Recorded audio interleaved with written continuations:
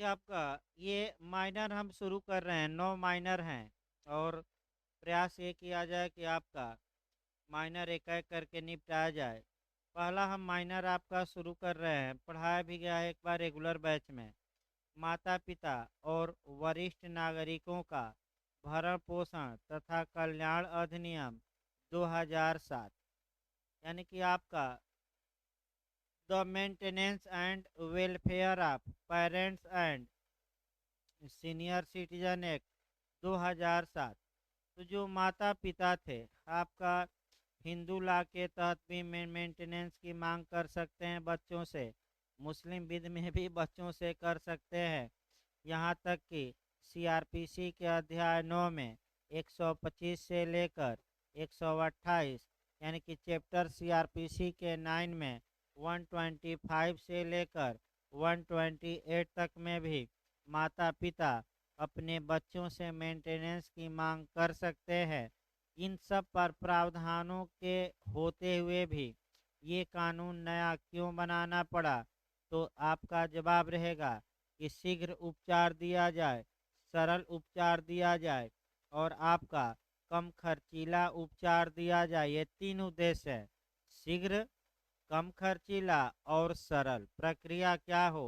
आसान हो। इसीलिए यह कानून बनाया गया। दूसरा जो क्वेश्चन बनता है आपका, इस कानून में लिख लीजिए, लिखेंगे तो एक पेज में। इस कानून में कुल 7 अध्याय हैं और 32 धाराएं हैं। यानी कि माता पिता और वरिष्ठ नागरिकों का भरण पोषण तथा कल्याण अधिनियम 2007 में आजकल ये भी पूछा जा रहा है आपका कितने चैप्टर हैं? तो 7 चैप्टर। कितने सेक्शन हैं? तो 32। फिर निर्माण की तिथि पूछी जाती है और प्रवर्तन तिथि, दो चीज़ें पूछी जाती हैं। तो निर्माण की तिथि 29 दिसंबर 2007 यानी कि 29 दिसंबर 2000 आपका कह सकते हैं कि आपका 7 है। देखिए आपका ये कानून बनाया गया, लेकिन आपका जब धारा 1 का क्लाज 3 पढ़ेंगे तो क्लाज 3 के तहत ये प्रावधान है कि भले संसद ने कानून बनाया हो, लेकिन इसको इन्फोर्स करना, लागू करना राज्यों पर छोड़ा गया है। तो विभिन्न राज्यों ने विभिन्न कह सकते हैं समयों पर इस कानून को लागू किया। अब अगला अच्छा क्वेश्चन आपका बन सकता है कि उत्तर प्रदेश में यह कानून कब लागू किया गया? तो बहुत बाद में लागू किया गया है। डेट देखिए लिखवा गया था 25 सितंबर 2012। लिखिए भाई, उत्तर प्रदेश में प्रवर्तन तिथि, ये क्वेश्चन आ सकता है। उत्तर प्रदेश में प्रवर्तन तिथि 25 सितंबर, सितंबर है ना, 25 सितंबर 2012, 25 सितंबर 2012 यानी कि 5 साल बाद उत्तर प्रदेश सरकार जागी और इस कानून को क्या की? लागू की। इसके बाद आइए आपका अध्याय 1 चला जाए, प्रारंभिक संक्षिप्त नाम विस्तार और लागू होना। तो नाम बता ही दिया गया है। विस्तार पूछा जा सकता है, तो विस्तार संपूर्ण भारत पर है और यह भारत के बाहर भारत के नागरिक को भी लागू होगा। यानी कि अगर कोई नागरिक भारत से बाहर चला गया है लेकिन भारत का ही नागरिक अभी बना हुआ है, तो ये कानून क्या उस पर प्रभावी होगा कि नहीं? प्रभावी होगा, इसमें कोई शक नहीं है। और आपका तीसरा खंड ये है कि यह लागू करना किसकी इच्छा पर छोड़ दिया गया है? राज्यों की। इसके बाद आपका धारा 2 आती है, परिभाषाएं। यहाँ से आपका कुछ परिभाषाएं महत्वपूर्ण है, जैसे कि पहला आपका 2A चाइल्ड की परिभाषा। इसमें क्वेश्चन बन सकता है कि चाइल्ड में कौन शामिल है आपका इस कानून के तहत? तो बेटा, बेटी, पौत्र और पौत्री, 4 मारिएगा। जो क्वेश्चन बन सकता है कि चाइल्ड में कौन शामिल नहीं है? तो वयस्क पुत्री, अवयस्क पुत्री, दोनों इनमें से कोई नहीं। तो जैसे ही माइनर आए, अवयस्क आए, तो इस कानून में आपका कह सकते हैं कि बालक या चाइल्ड में अवयस्क बालक शामिल नहीं है। अर्थात क्वेश्चन नया बन सकता है कि किससे मेंटेनेंस की मांग नहीं की जा सकती, वयस्क बालक बालिका से कि अवयस्क बालक बालिका से। अवयस्क केवल किससे की जा सकती है, वयस्क। इसके बाद मेंटेनेंस आपका यानी कि रख रखाव या भरण पोषण धारा 2B में परिभाषित है। ये भी क्वेश्चन बनता है। जो शुरुआती दौर में आपका मेंटेनेंस था, उसमें रोटी कपड़ा मकान ही आता था। यानी कि आपका रोटी यानी कि आहार या भोजन, आपका मकान यानी कि निवास, और कपड़ा मने वस्त्र, यही तो आता था। लेकिन एक दो और जोड़ लीजिएगा, वर्तमान समय में इसका जो दायरा है थोड़ा बढ़ गया है। इसमें चिकित्सकीय परिचर्या और उपचार उपलब्ध कराना भी शामिल है। यानी कि अब डॉक्टरी जो आपका चिकित्सकीय सहायता क्या मने मेंटेनेंस में शामिल है कि नहीं, शामिल है। यानी कि भरण पोषण, तो इसको उत्तराखंड जो ये झारखंड ने बनाया, रख रखाव दिया था, या गुजारा भत्ता भी लिख सकता है, मेंटेनेंस भी लिख सकता है। थोड़ा सीपीसी में जरूर जोड़कर पढ़िएगा। अगर मेंटेनेंस की डिग्री है तो कितना भाग कुर्क होगा वेतन का, 2/3, और कितना कुर्क नहीं होगा, 1/3। और मेंटेनेंस से भिन्न डिग्री है तो कितना भाग कुर्क नहीं होगा, वेतन का प्रथम 1,000 और शेष का 2/3, और कितना कुर्क होगा इसके निकालने के बाद जो क्या हो बचे। भाई ये हमेशा कंफ्यूजन रहता है। मैं कल परसों भी काफ़ी अच्छे से बताया था, फिर एक बार हमने शॉर्टकट में बताया। इसके बाद आ जाइए आपका 2C। 2C में माइनर, तो माइनर का मतलब जो 18 वर्ष से क्या है, कम। हाँ, 2D में माता पिता यानी कि पेरेंट्स परिभाषित हैं। तो पेरेंट्स में चाहे प्राकृतिक हो, दत्तक हो, और जो सबसे महत्वपूर्ण है आपका सौतेले माता पिता भी शामिल हैं। यानी कि सौतेले माता पिता भी अपने सौतेली पुत्रों से या पुत्रियों से आपका मेंटेनेंस की मांग कर सकते हैं कि नहीं, कर सकते हैं। ये चाहे माता पिता कोई वरिष्ठ नागरिक हो या न हो। इसके बाद आपका कह सकते हैं वरिष्ठ नागरिक काफ़ी महत्वपूर्ण है, ये अंडरलाइन करिए। आपका 2H। 2H आपका सीनियर सिटीजन, यहाँ से क्वेश्चन बन सकता है। वरिष्ठ नागरिक किसे कहा जाएगा, तो जो भारत का नागरिक हो और जो 60 वर्ष या उसके ऊपर की आयु का हो। याद रखिएगा, पूछ सकता है कि सीनियर सिटीजन किसे कहा जाएगा।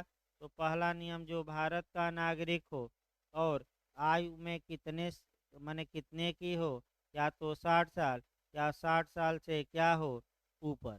इसके बाद ट्रिब्यूनल बनेगा आपका धारा 3 देखिए, अधिनियम का अध्यारोही प्रभाव।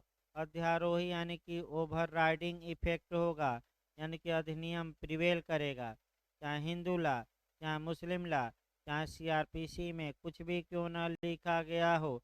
सब कुछ लिखते हुए भी ये कानून सब पर क्या करेगा, प्रभावी होगा। एक बिहारी सब पे भारी, बस वही नियम है कि ये कानून सब पर क्या होगा, भारी पड़ेगा। ये कानून सबको ध्वस्त कर देगा, भले इसके विपरीत बात किसी कानून में लिखी गई हो, उससे मतलब नहीं है। अध्याय 2 आ जाइए, माता पिता और वरिष्ठ नागरिकों का भरण पोषण। यहाँ से आपका क्वेश्चन बन सकता है। देखिए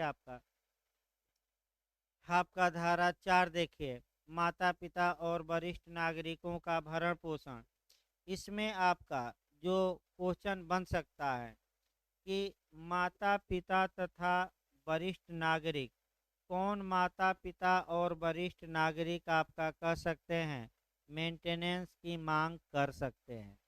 तो जो समर्थ हो, जो असमर्थ हो, दोनों इनमें से कोई नहीं, ये क्वेश्चन आ सकता है। तो जो सीआरपीसी में है वही प्रावधान यहाँ भी है। अगर माता पिता या वरिष्ठ नागरिक जो स्वयं के अर्जन यानी कि स्वयं के आपका पैसा स्वयं के अर्जन से या उसके स्वामित्वाधीन संपत्ति से स्वयं का भरण पोषण करने में अगर असमर्थ है, तो ऐसी कंडीशन में वह अपने पुत्र या पुत्रियों से जो वयस्क हो मेंटेनेंस की मांग कर सकते हैं, या नातेदारों से कर सकते हैं जिनको उन्होंने वसीयत लिखी है, या जो नातेदार मरने के बाद इनकी क्या पाएंगे उत्तराधिकार में, संपत्ति। आपका ये अच्छे से याद रखिएगा। यानी कि इसका मतलब ये हुआ कि भाई किससे मांग कर सकते हैं, अगर कई नातेदार संपत्ति पाएंगे मरने के बाद, या कई नातेदारों को माता पिता ने वसीयत वरिष्ठ नागरिकों ने लिखा है, तो सबसे मांग कर सकते हैं। और उनके बीच जो मेंटेनेंस का बंटवारा होगा वह आपका कह सकते हैं कि कैसे होगा, आनुपातिक वितरण होगा। तो फिर एक बार देखिए, आपका वरिष्ठ नागरिक माता पिता को मांग कर सकते हैं मेंटेनेंस का, जब स्वयं वह अपना मेंटेनेंस करने में क्या हो, अक्षम हो, और जिससे मांग करेंगे वह मेंटेनेंस देने में क्या हो, सक्षम। तो किससे मांग कर सकते हैं, माता पिता या दादा दादी की दशा में उसके एक या अधिक बालकों के विरुद्ध जो कोई अवयस्क नहीं है, यानी कि चाहे एक पुत्र पुत्री से मांगे या सबसे, अवयस्क नहीं मांग सकते। और निसंतान की दशा में नातेदारों से जो मरने के बाद संपत्ति क्या करेगा, प्राप्त करेगा। इसके बाद धारा 5, आपका भरण पोषण के लिए एप्लीकेशन दिया जाएगा। तो एप्लीकेशन यहाँ भी पूछा जा सकेगा कि एप्लीकेशन किसके द्वारा किया जाएगा मेंटेनेंस के लिए। तो आपका धारा 5 के तहत वरिष्ठ नागरिक स्वयं दे सकता है, माता पिता दे सकता है। अगर ऐसे लोग असमर्थ हैं तो इनके द्वारा प्राधिकृत व्यक्ति या कोई संगठन दे सकता है। और जो ट्रिब्यूनल होगा जिसके समक्ष एप्लीकेशन दिया जाएगा, अधिकरण स्वप्रेरणा से संज्ञान ले सकेगा। यानी कि क्या अधिकरण को किसी तरह जानकारी हो गई कि माता पिता का मेंटेनेंस बालक नहीं कर रहे हैं बालिकाएं, तो क्या वो स्वतः उस मामले में संज्ञान लेकर आदेश पारित कर सकता है कि नहीं कर सकता है। तो ये पूछा जा सकता है एप्लीकेशन कौन दे सकता है, माता पिता, वरिष्ठ नागरिक, इनके द्वारा प्राधिकृत व्यक्ति। अगर सक्षम है ये लोग तो कोई संगठन या ट्रिब्यूनल स्वतः संज्ञान ले ले और स्वतः आपकी अपनी इच्छा पर क्या कर दे, फैसला आदेश पारित कर दे कि इनको मेंटेनेंस दिया जाए। खंड 2 आपका, क्या अंतरिम भरण पोषण दिलवाया जा सकता है कि नहीं, दिलवाया जा सकता है। कोई आपका कह सकते हैं कि भाई दिक्कत नहीं है, इंटरिम दिलवाया जा सकता है कि नहीं, अधिकरण द्वारा दिलवाया जा सकता है। अब ये समस्या आई कि अगर इंटरिम के लिए आवेदन किया गया है तो विपक्षी पर सूचना की तामील से कितने दिनों के अंदर आपका कह सकते हैं कि उसका निपटारा कर दिया जाएगा। हाँ, 90 दिन। वही समय याद रखना है कि कितने दिन के अंदर अधिकरण फैसला दे दे, 90 दिन। हाँ, कारण दिखा के आपका समय बढ़ा सकता है, तो कितने दिनों के लिए बढ़ा सकता है, 30 दिन। ये समय याद रखे, सामान्यतः कितने दिन, 90 दिन। कितना दिन टाइम बढ़ा सकता है कारण दिखा के, आपका 30 दिन के लिए। इसके बाद आपका कह सकते हैं कि आखिर जो आपका ये माने भरण पोषण और खर्चा होगा, तो न्यायालय खर्चा भी दिलवा सकता है। इसके बाद आपका खंड 8 काफी महत्वपूर्ण है कि अगर नातेदार या बालक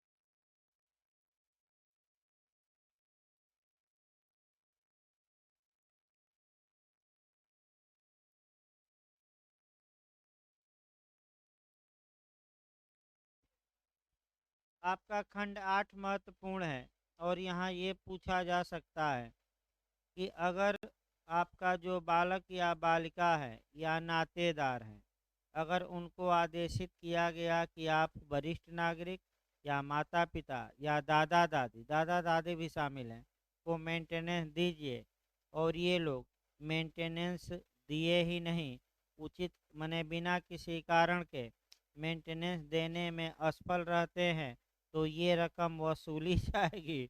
और कैसे वसूली जाएगी? जैसे जुर्माना वसूला जाता है। यानी कि मेंटेनेंस की रकम की वसूली कैसे होगी? जैसे क्या वसूला जाता है? जुर्माना। और कारावास भी ऐसा आपका अधिकरण भेज देगा। कितने माह तक के लिए कारावास? 1 माह। ये यहीं आपको याद रखना है। परंतु भी महत्वपूर्ण है कि अगर आप कह सकते हैं कि मांग कर रहे हैं आपका जो बकाया मेंटेनेंस है, तो आप बकाया मेंटेनेंस की मांग कितने माह के अंदर कर लीजिए? 3 माह। यानी कि ज़्यादा समय न लगाइए। जैसे कि 3 माह से पुत्र नहीं दे रहा है, तो आप अब आवेदन दे दीजिए कि हजूर मेंटेनेंस के आदेश के बावजूद भी ये पैसा हमें दे नहीं रहा है। अब देखिए सतर्क रहना यहाँ। मान लीजिए 1 साल हो गया आदेश के और पुत्र माता-पिता को भरण-पोषण की रकम नहीं दे रहा है, तो माता-पिता अब आवेदन दे रहे हैं कि हमें मेंटेनेंस दिलवाया जाए, तो पूरा 1 साल की नहीं माँग सकते, केवल पिछले कितने माह की? 3 माह। यही नियम सीआरपीसी में भी है, वहाँ 1 साल का माँगा जा सकता है। वहाँ कितना है सीआरपीसी में? ले लेकिन यहाँ और कम समय कर दिया गया। कितने दिन का बकाया माँग सकते हैं? केवल 3 माह। सत मने इसके बाद आपका धारा 6 अधिकारिता और प्रक्रिया। अधिकारिता अभी आपको सीपीसी में बताया गया। वाद दायर करने का स्थान फिर सीपीसी देखिए, आपका धारा 9 से लेकर आपका 25 तक था। फिर एक बार दोहरा लीजिए। सामान्य नियम आपका 15 में, अचल संपत्ति से संबंधित वाद सीपीसी के 16, 17, 18, चल संपत्ति या शरीर के प्रति दोष 19, आपका अन्यवाद 20, अधिकारिता पर आपत्ति 21, आपका जो वाद 2 या 2 से अधिक न्यायालय में दायर किए जा सकते हैं 22, आवेदन किस न्यायालय को देंगे 23, हाई कोर्ट और जिला न्यायालय को अंतरण करने की साधारण शक्ति 24 और सुप्रीम कोर्ट की अंतरण करने की शक्ति 25। तो आखिर स्थान सीआरपीसी में भी स्थान याद रखिए 177 से लेकर 189 तक कहाँ मुकदमा दायर किया जाएगा? तो माता यहाँ स्थान कि माता पिता या वरिष्ठ नागरिक या दादा दादी बच्चों के खिलाफ या नातेदारों के खिलाफ किस स्थान के न्यायालय में मुकदमा दायर करेंगे, वह स्थान की धारा में बताया गया 6 में। पूछ सकता है आपका 6 धारा 5 के अधीन बालकों या नातेदारों के विरुद्ध किसी जिले में कार्रवाई शुरू की जा सकेगी, तो किस जिले में? जहां वह निवास करता है या अंतिम बार निवास किया है। यानी कि जहां माता पिता या वरिष्ठ नागरिक या तो निवास करते हैं या अंतिम बार क्या किए हैं? निवास किए हैं, माता पिता वरिष्ठ नागरिक। और जहां बालक या नातेदार निवास करता है, यानी कि माता पिता तो नहीं वरिष्ठ नागरिक, लेकिन जहां बालक या नातेदार अगर दूसरी जगह है, तो माता पिता जाकर वहाँ भी क्या कर सकते हैं? मुकदमा।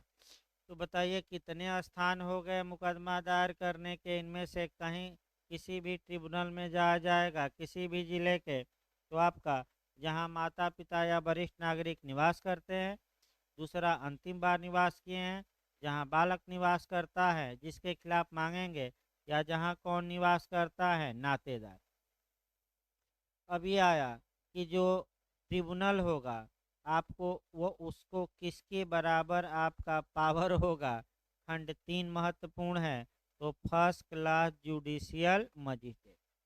यानी कि जो अधिकरण अभी धारा 7 में हम गठित करवाएंगे, वह जो ट्रिब्यूनल होगा उसका जो पावर होगा सीआरपीसी में, जो फर्स्ट क्लास जुडिशियल मजिस्ट्रेट है उसके सम विस्तीर्ण होगा।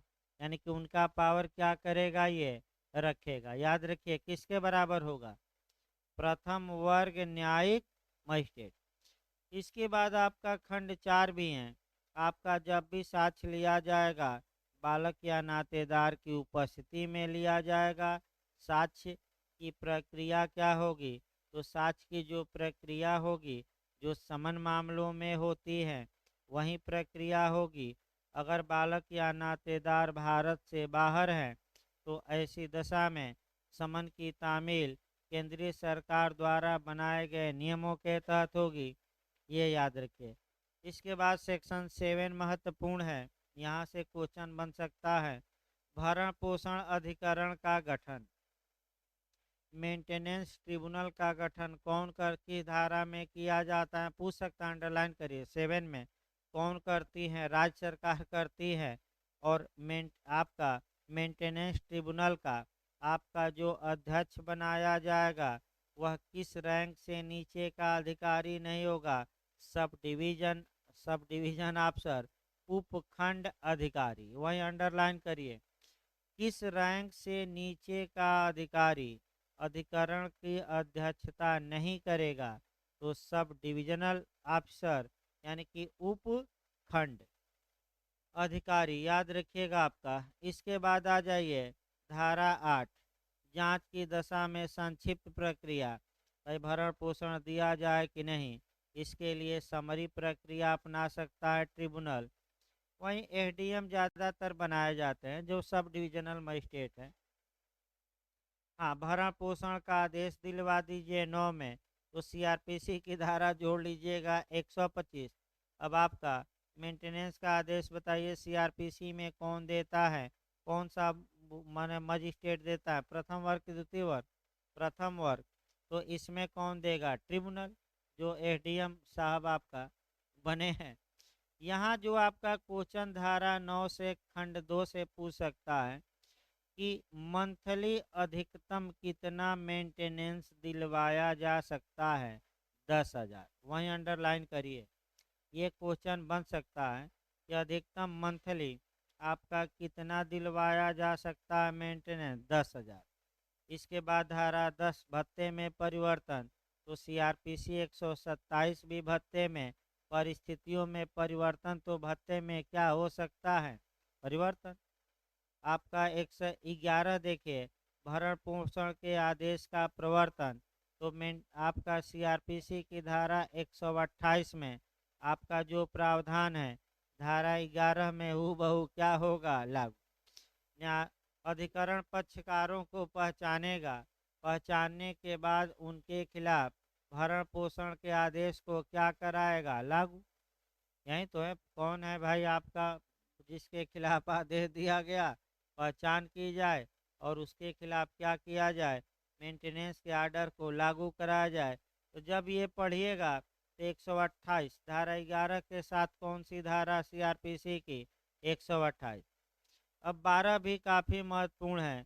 कतिपय मामलों में भरण पोषण के संबंध में आपका विकल्प, सुबह भी मैं बताया था, फिर एक बार देखिए।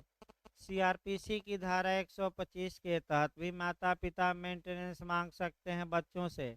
अर्बट का केस भी आ चुका है, याद रखिए कौन सा केस, अर्बट का। और इस कानून के तहत भी मांग सकते हैं। तो क्या दोनों कानूनों के तहत मांगेंगे कि दोनों में से किसी एक, तो कौन सी धारा बताती हैं, 12। या तो अधिकरण के यहाँ आवेदन दीजिए या सीआरपीसी की धारा 125 में आप कहाँ जाइए, आपका फर्स्ट क्लास जुडिशियल मजिस्ट्रेट। दोनों में विकल्प हैं आपको, लेकिन जाएंगे कहाँ, एक। जैसे कि हमने बताया धारा 19 कि दिल्ली में भी मुकदमा कर सकता है, कलकत्ता में भी कर सकता था सीपीसी के 19 में। तो क्या दोनों जगह मुकदमा कर दे, नहीं, बल्कि कहाँ मुकदमा करे, केवल एक जगह। उसी प्रकार यहाँ भी। इसके बाद 13 भरण पोषण की रकम का जमा किया जाना, तो क्वेश्चन बन सकता है बस एक लाइन कि आपका बालक या नातेदार कितने दिन के अंदर, मेंटेनेंस के आदेश के कितने दिन के अंदर आपका जमा करे न्यायालय में पैसा, 30 दिन, उसको अंडरलाइन किए रहे, कितना दिन, फिर ब्याज का अधिनिर्णय, तो क्या अधिकरण ब्याज दिलवा सकता है कि नहीं? दिलवा सकता है। ब्याज की रकम पूछी जा सकती है, कितना दिलवा सकता है? तो 5% से लेकर 18%, यानी कि कम से कम 5% और अधिकतम का कितना? आपका 18। ये याद रखना है। कम से कम कितना? 5, अधिकतम 18। इसके बाद धारा 15, अपील अधिकरण का गठन राज्य सरकार करेगी। जो ये अधिकरण धारा 7 वाला है, वह आदेश देगा। तो आपका अपील अधिकरण में आपका अपील कर सकते हैं। अपील अधिकरण का अध्यक्ष कौन होगा?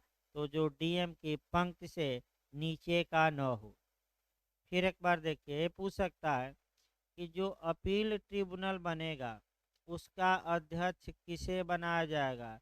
तो जो जिला मजिस्ट्रेट के रैंक के नीचे का न हो। अब अपील करवा दीजिए, तो आदेश के कितने दिन के अंदर अपील? 60 दिन। और आपका 60 दिन के बाद अगर कारण दिखा दीजिए तो अपील स्वीकार हो जाएगी। इसके बाद आपका जो पूछा जाएगा कि अपील जब स्वीकार अपील कर दी गई, तो अपील किए जाने के कितने माह के अंदर आपका पूरा अपील अधिकरण प्रयास करेगा फैसला आदेश देने का? 1 माह। तो आपका 60 दिन के अंदर अपील करिए। और आपका कह सकते हैं कि अपील आपका कह सकते हैं अधिकरण कितने दिनों में आपका फैसला सुना दे? 1 माह। आपका कौन सा है? तो खंड 6। दो ही याद करना है अपील में। अपील कहाँ होगी? अपील अधिकरण में होगी। कितने दिनों के अंदर? आदेश के 60 दिन। और अपील जब ग्रहण करता है तो कितने दिन के अंदर? 1 माह। इसके बाद विधिक अभ्यावेदन का अधिकार बहुत महत्वपूर्ण है। तो क्या माता पिता की ओर से या किसी ओर से क्या अधिवक्ता साहब जाएंगे बहस करने? नहीं। अधिवक्ताओं द्वारा प्रतिनिधि किए जाने पर की धारा में रोक लगा दिया गया? तो आपका 17 में। तो विधि व्यवसायी क्या प्रतिनिधित्व पक्षकारों का करेगा कि नहीं? बालक या माता पिता या वरिष्ठ नागरिक या नातेदारों का? नहीं। तो आखिर कोई तो होगा जो आपका इनकी ओर से आपका अधिकरण में इनकी बातें रखेगा। तो इसके लिए आ जाएगा मेंटेनेंस ऑफिसर। देखिए, पूछा सकता है माता पिता वरिष्ठ नागरिक की ओर से आखिर कोई तो व्यक्ति होगा जो इनकी बातों को अधिकरण में रख सके। तो उसके लिए उपाय है धारा 18 में। उसको हम क्या कहते हैं? Maintenance officer. देखिए, राज्य सरकार जिला समाज कल्याण अधिकारी या जिला समाज कल्याण अधिकारी के पंक्ति से अनिम्न किसी अधिकारी को, चाहे वह किसी नाम से ज्ञात हो, भरण पोषण अधिकारी नियुक्त कर सकेगी।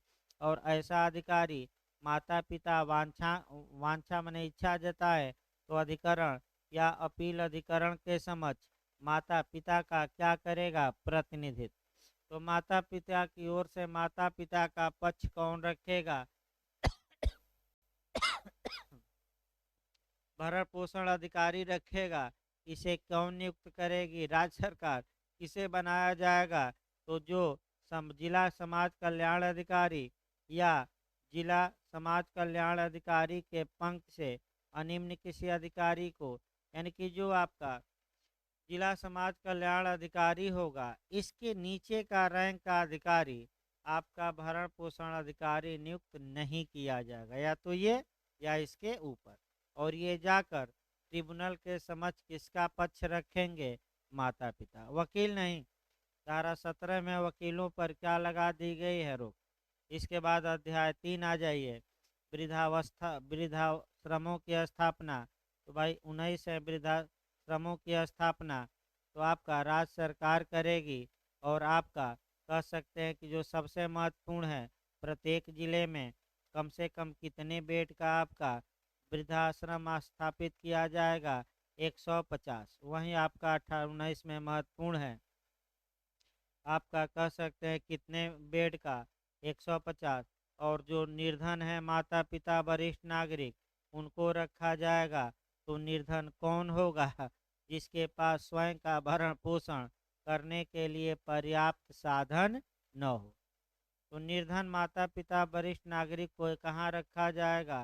आपका ओल्ड एज हाउस में, वृद्धा आश्रम में। और कौन स्थापित करेगी? राज्य सरकार।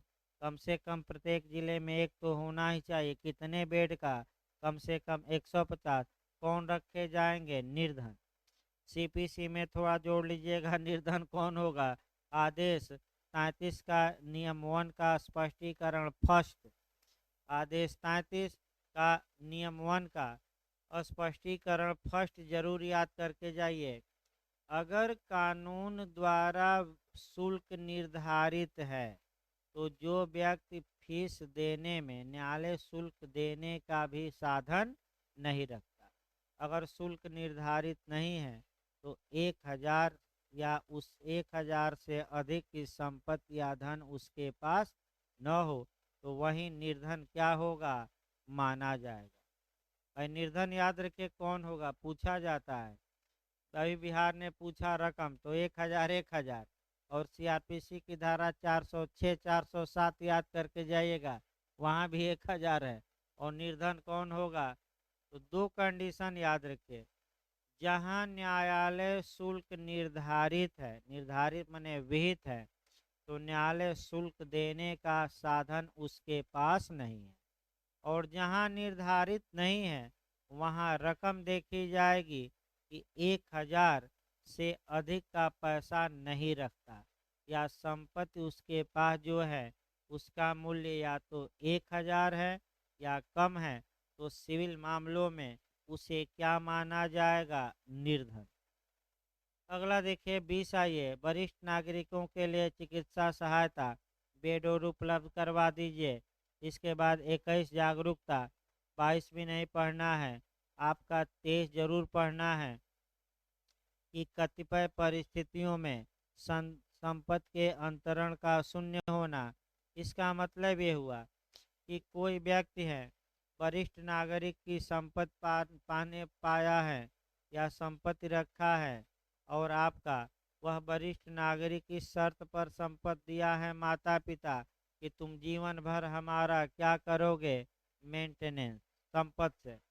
और वह व्यक्ति संपत्ति किसी को ट्रांसफर कर देता है आपका, तो ऐसी कंडीशन में माता पिता वरिष्ठ नागरिक इसको चुनौती दे सकते हैं कि आपका इस अंतरण को शून्य घोषित किया जाए, क्योंकि हमारा मेंटेनेंस का इसी पर क्या है? भार है भाई।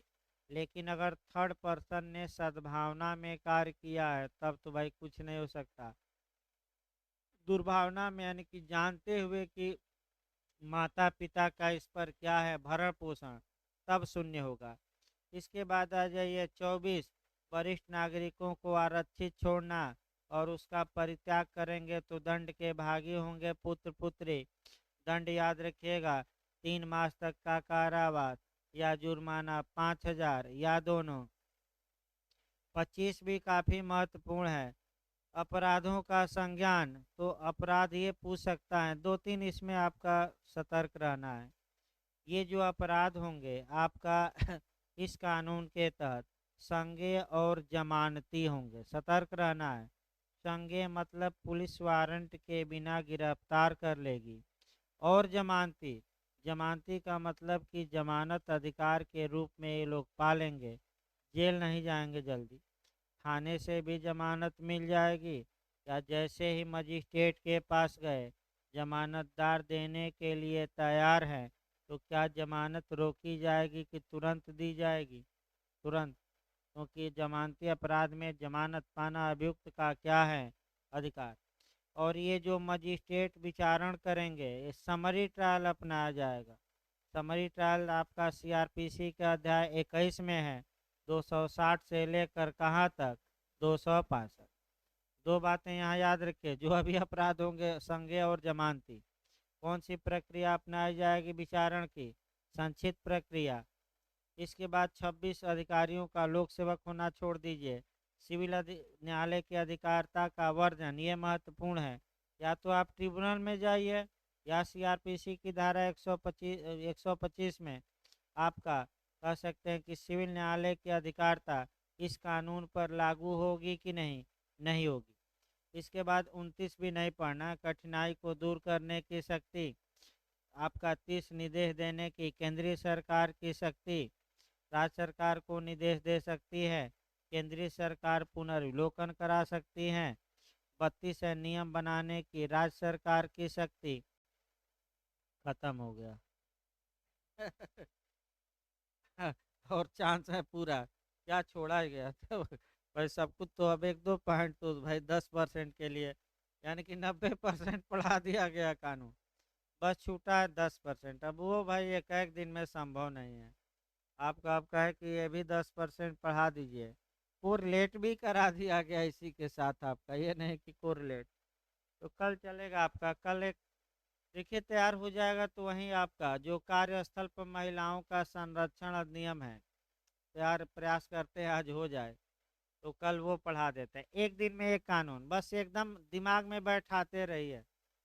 वो शॉर्टकट में लिखना चाहें तो एक पेज बना लीजिए बोलते समय, नहीं तो बेयर पढ़ने का समय ज़्यादा नहीं है। पढ़ाया जाए अपना पढ़ते रहिए, और एक एक दो दो पेज जो पूर्जी बनाई जाती है बार काउंसिल के लिए, आपका एआईबी के लिए, नकलचियों के लिए, वहीं पूर्ची आप भी बना लीजिए।